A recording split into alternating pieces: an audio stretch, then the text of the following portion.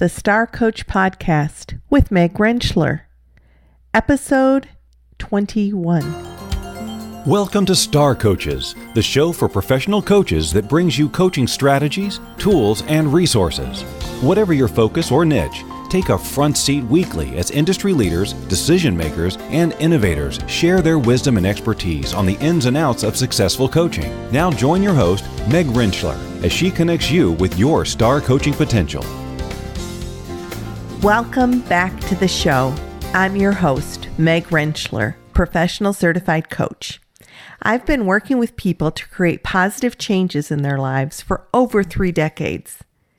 The first 20 plus years as a psychotherapist, and then for the past decade or so as an executive and mentor coach and coach educator. I am eager to explore with you all things coaching, whether skill building, exploring different techniques or approaches, creating a business, attracting clients. The list will go on, because those are the kinds of things that we focus on here at the Star Coach Show. So I want to welcome you and encourage you to enjoy. It is so good to have you here, and I hope that you're having a fantastic week. One of the aspects we deal with by being a service professional and working with others is to apply learning to our own growth, to increase our awareness, and stay informed of trends, of what's important, what are the different things that are going on in our community and in the world. Additionally, as we partner with our clients and build on what is important to them and the content that they bring to the engagement, how can we add value and learning to the issues and dynamics in our clients' lives? While we don't direct or consult as a coach, we do partner with our clients to help increase awareness and to understand the different dynamics that influence their choices, their interactions, their beliefs, their relationships. One area that our knowledge can help create that additional awareness for our clients is in generational differences and helping the different age groups work optimally and collaboratively in organizations. Today's guest is executive coach Judy Feld. She's a master certified coach and a past president of the ICF. She's also the founder of the ICF North Texas chapter, the first ICF chapter ever established. She served on the ICF board of directors for years and has been active as a mentor coach for almost 20 years. Judy has been working with professionals since 1995 to support them in creating strategies to achieve their goals and maintain an optimal work-life balance. She coaches executives, entrepreneurs, managers, and business teams all over the world with extensive experience in career change, leadership, and communications coaching for professionals at all levels and in all functional areas, including CEOs. Judy is a popular speaker on the topic of generational change. She works within organizations to increase their understanding of generational perspective and to maximize the strengths within our varied workforce.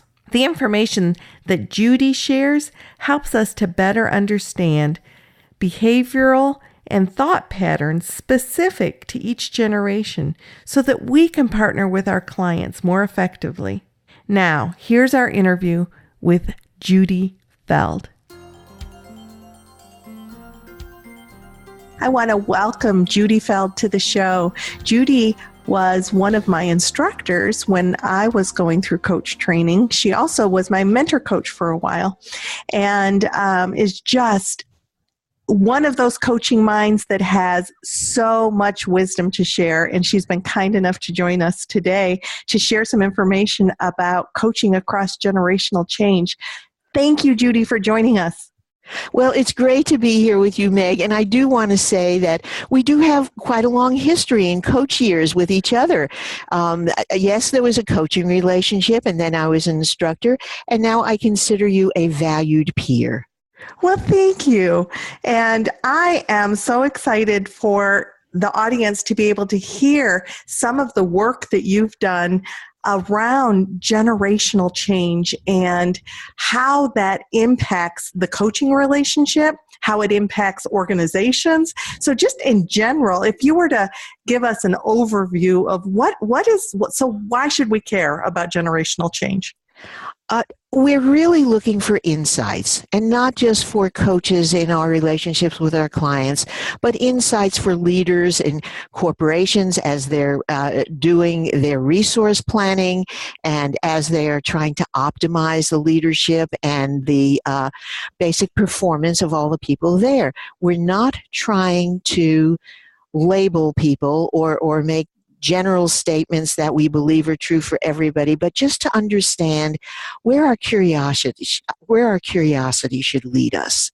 What kinds of questions should we ask people based on their early experiences, based on their history, based on the way they approach problems, based on the way they communicate.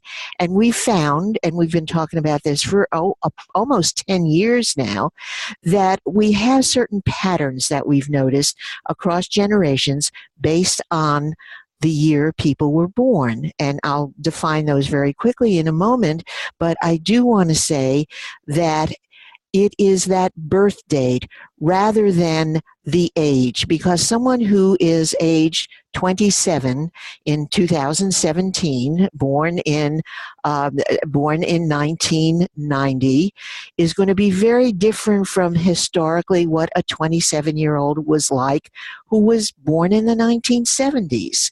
So we're looking for clues, in effect, to get a greater understanding of the people we interact with, the people we work with, the people we manage, and, everyone else that's important in our lives. Excellent. So what are some of the generational differences based upon birth year that you're seeing? Well, I'll do a quick definition of what has been a typical layout for the generations, and understanding that authors vary in how they define it by a few years in either direction. But what I have gone by, and this really seems to fit a pattern, the silent generation or traditionalists were born before 1946. And we may say, well, why are we even worrying about them?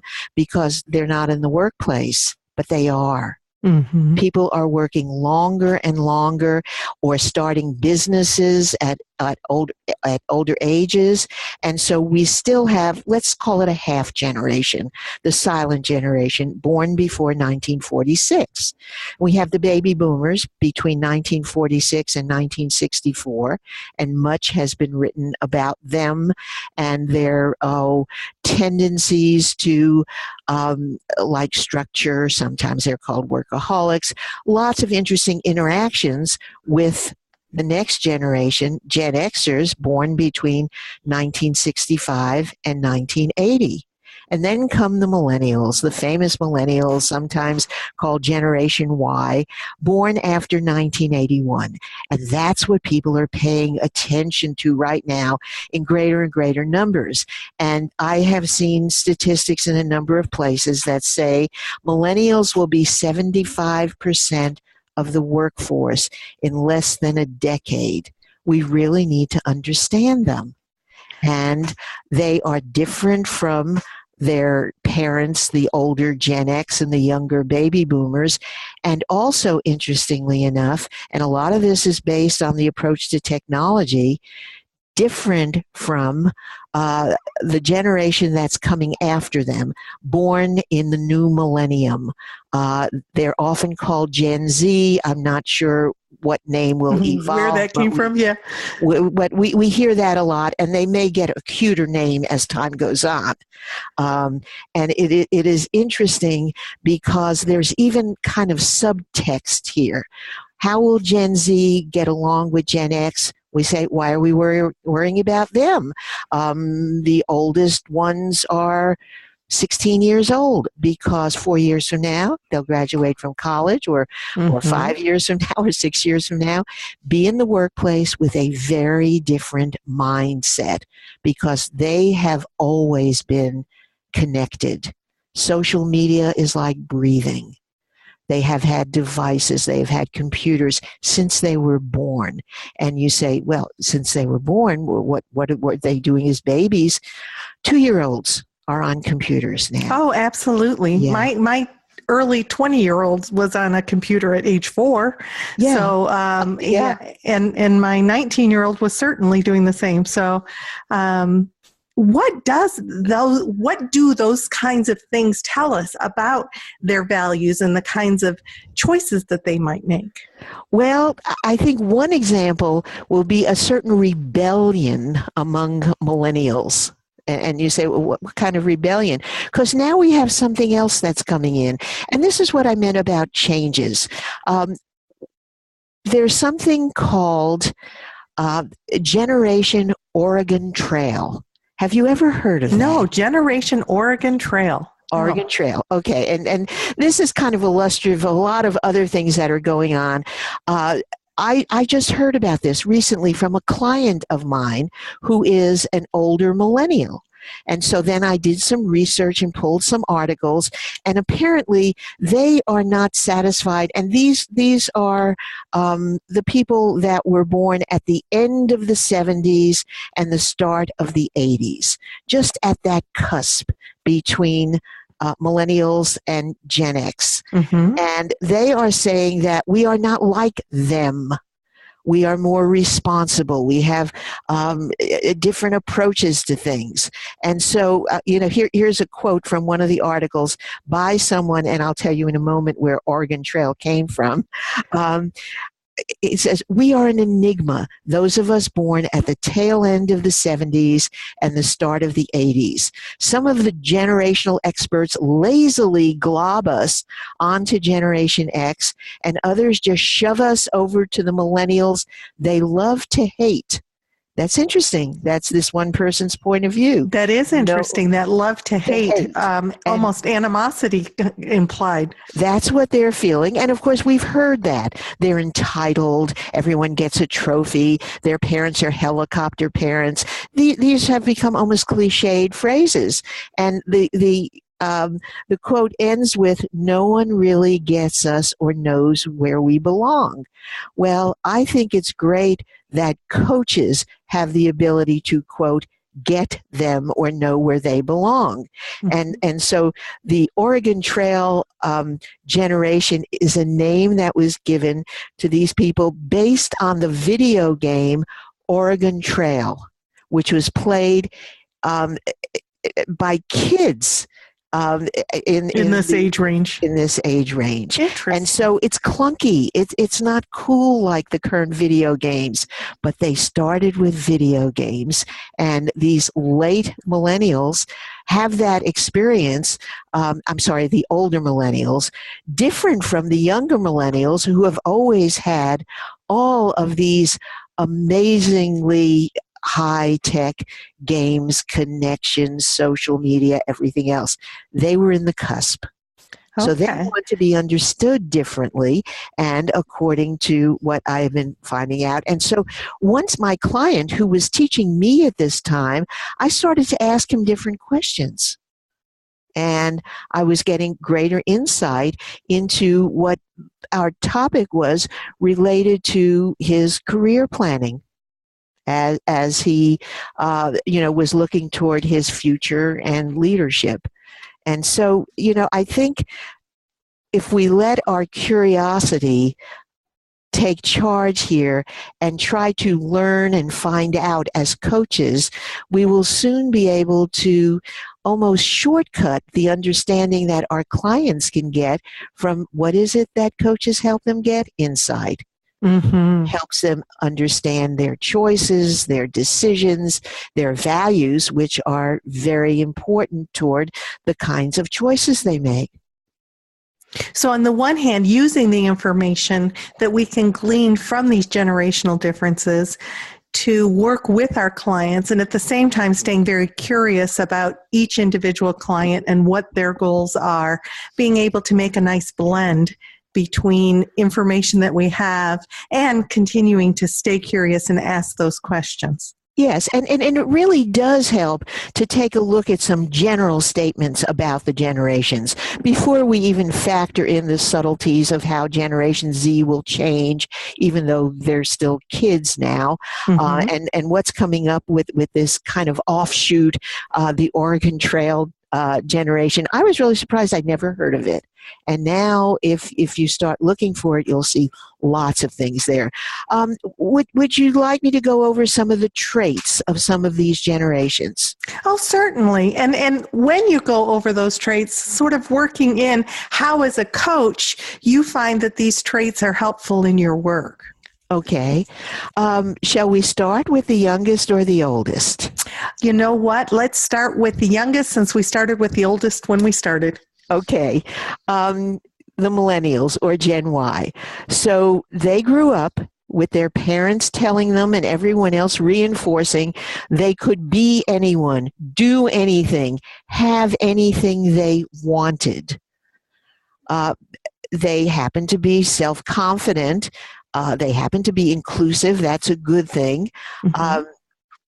They're adaptable, but they're also somewhat entitled. They like collaboration. They like teamwork.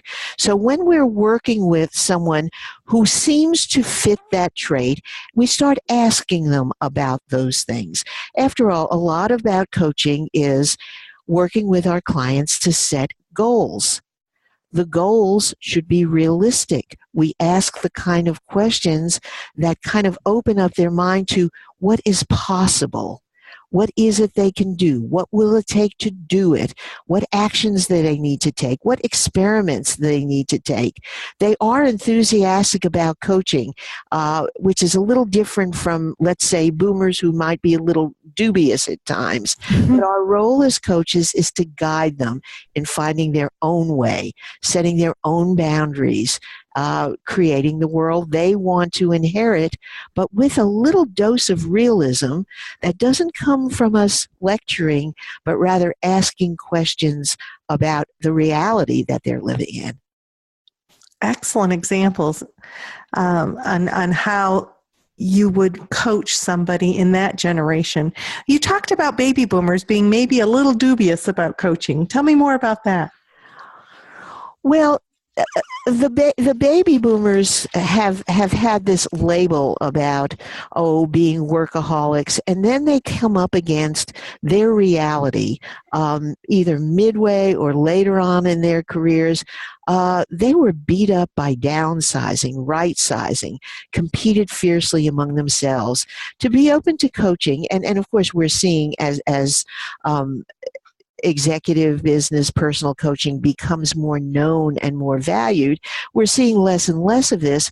But the older baby boomers will say, I've got to solve this myself. They may be deficient in work-life balance and work too hard, but they may also think that there is no choice. So when we're speaking with the boomers at the beginning of a relationship, it's important to convey a kind of understanding that working with a coach will be a good experience. It's a positive decision. And you've probably heard me say that I don't think it's a good idea to work with anyone who is, quote, sentenced to coaching. Right. It needs to be a choice. And we really want to explore their views toward what they want. But there needs to be a lot of conversation about the positive nature of it. And, the agenda is set by the client.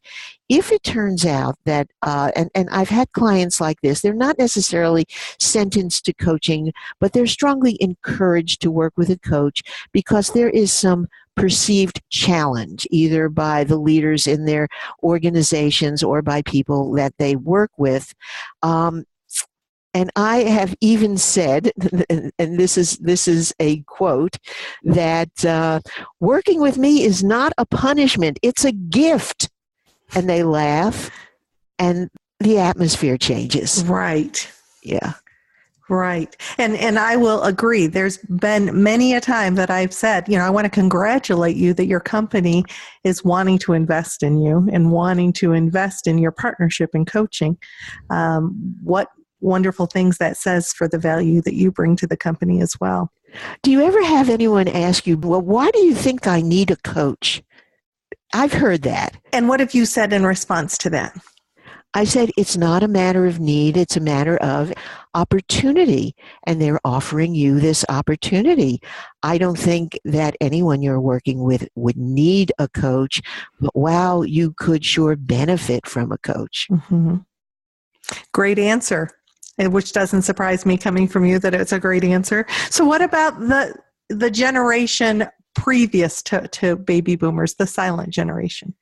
The older ones, yes, they're still hanging on. Yes, my husband works with many people in their 70s. And sometimes they are working for, they get along well with the boomers, but the Gen X baffle them. Okay. And so there really has to be some open communication. And of course, somebody who is still in the workplace in a hierarchical organization really has a challenge to making those younger people who may be managing them feel comfortable. And so in a way, we're teaching them the kinds of coaching skills that would help them communicate. The thing about the silent generation or traditionalists is that they do believe in top-down management, loyalty, and institution. And this is a separate observation from those who are running businesses, which that number is growing and growing. But what we can best do as coaches is help them understand the views of the other generations and the kind of generation gaps that we'd like to close through creating awareness. So a good way to establish the good communication between a coach and a traditionalist client is to ask them what has worked for them in the past. Let them talk about successes, the approaches.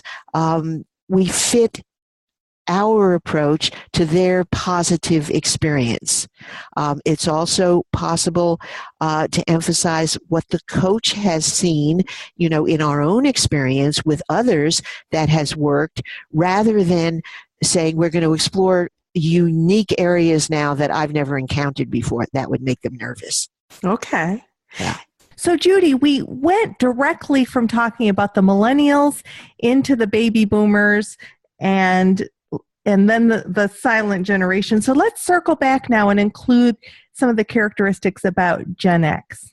Well, there are those in Gen X who would point to this particular oversight on our part to coaches and say that's what the world is doing to them.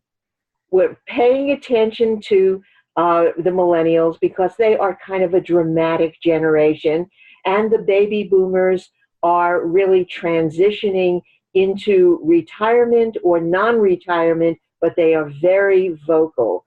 And so here we are having to circle back, and Gen X might say, well, the world needs to circle back to us. That is an interesting point for us all to be aware of, because that's a large group of our workforce right now that are feeling sort of overlooked. They're overlooked, but they're also moving into already ensconced in leadership.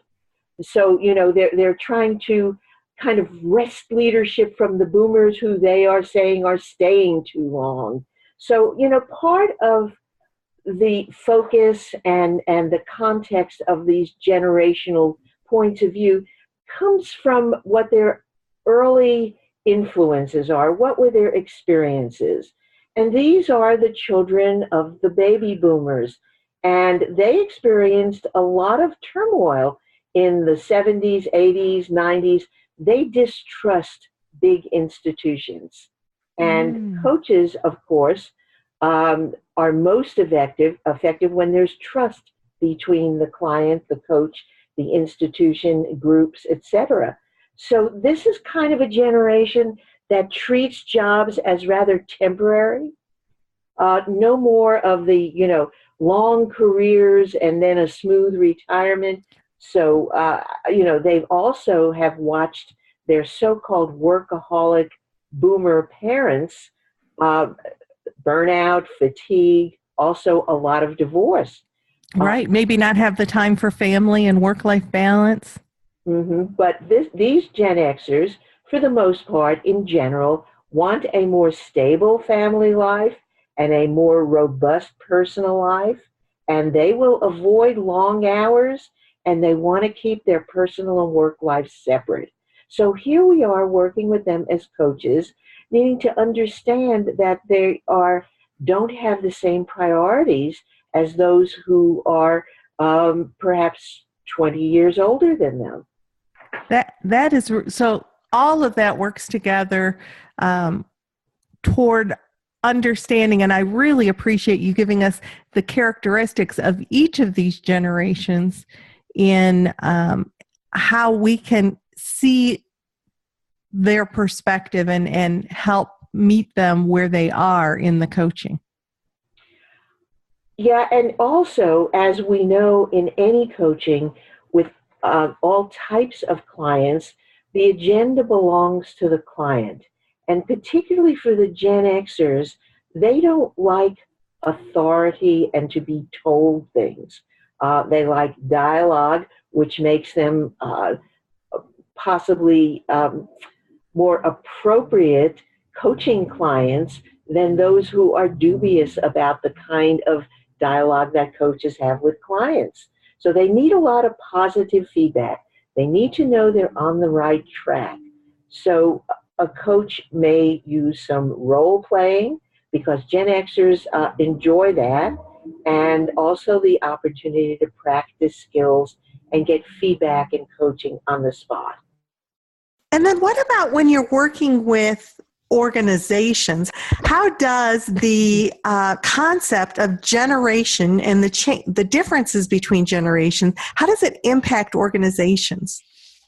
Well, it's interesting because there are lots of aspects of leadership, optimizing people's performance that really have to do with talents or behavioral styles or motivators.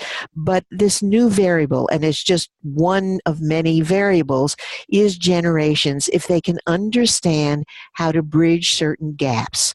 And so we talk about, and one example among many is the approach to meetings. That's a usually a multi-generational event.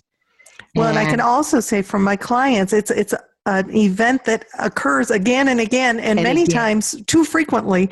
Hear often how meetings are so impactful on a every day to day.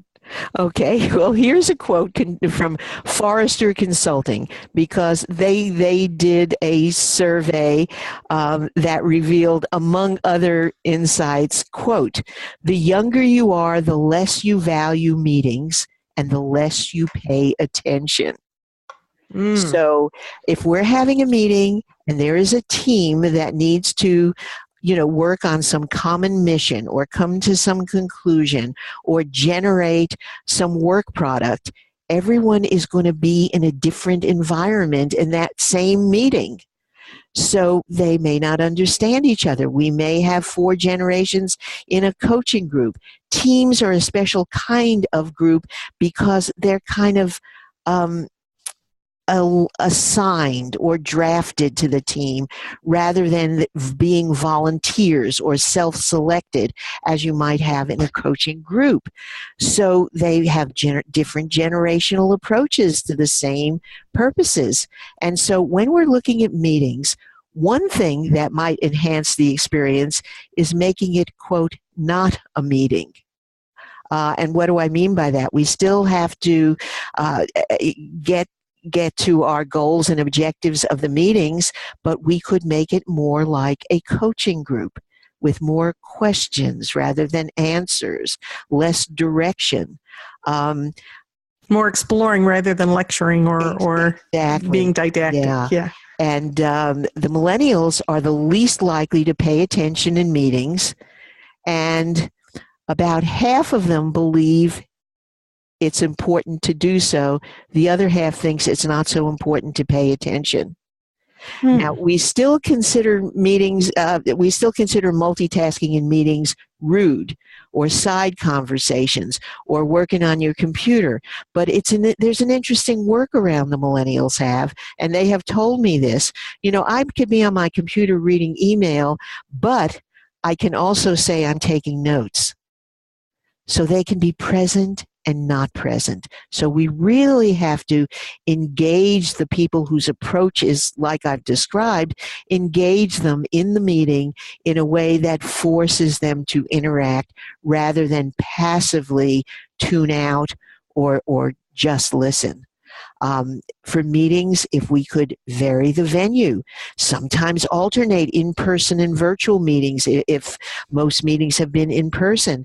Each generation gets a little of what they prefer.